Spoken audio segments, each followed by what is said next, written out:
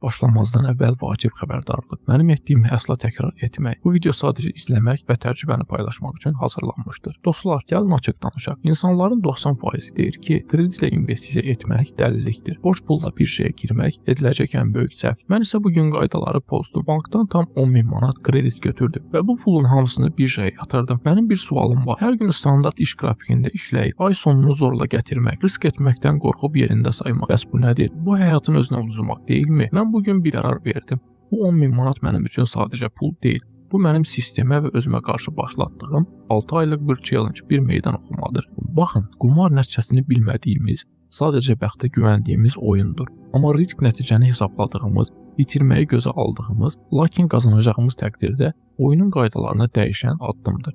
Mən kör-körənə oynamıram. Mən illərdir bazarı analiz edirəm. Mən bu 10.000 manatı götürəndə bunun faizini, itirmə ehtimalını belə hesablamışam.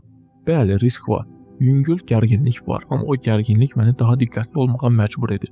Məqsədim sübut etməkdir ki, düzgün strategiya ilə böhranı fürsətə çevirmək mümkündür. Bu videodan etibarən start verirəm. Qarşımdakı 6 ay ərzində hər şeyi sizinlə şəffaf paylaşacaq. Hər qazancımı və ən əsası hər səhvimi gizlətmədən göstərəcəm. Hazırda vəziyyət necədir? Artıq $2500 ziyanım var. Çox adam bu yerdə satıb çıxardı, amma mən hədəfə fokuslanmışam. Bu 6 ayın sonunda 2 yol var. Ya mən bu pulu batırıb banka borclu qalacağam və hamı mənə biz demişdik deyəcək. Bu bahalı bir dərs olacaq. Ya da mən bu çətinliyi aşıb o borcu bağlayıb kapitalımı 2 qat artıracağam. Mən sizi bu reality show-a dəvət edirəm. Sadəcə izləyin.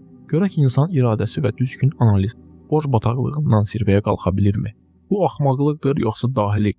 Cavabı 6 aydan sonra birlikdə tapacağıq. Abunə olun və izləmədə qalın. Görək batırıq yoxsa tarix yazırıq.